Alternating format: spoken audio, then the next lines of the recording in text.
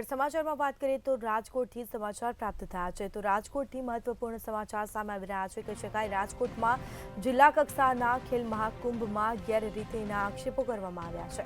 તો ખેલ મહાકુંભમાં વહાલા દબળા નીતિનો આક્ષેપો લાગ્યા છે, જેમાં સિલેક્ટર મનગમતા ખેલાડીઓની જિલ્લા કક્ષામાં રમાડ્યા હોવાના આક્ષેપો કરવામાં આવ્યા છે.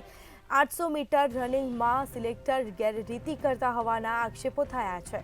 તો કોચ રમાબેન મધતા ગેરરીતિ કરતા હોવાના આક્ષેપો કરવામાં આવ્યા છે. મહત્વપૂર્ણ સમાચાર પ્રાપ્ત થયા છે. રાજકોટથી સમાચાર સામે આવ્યા છે.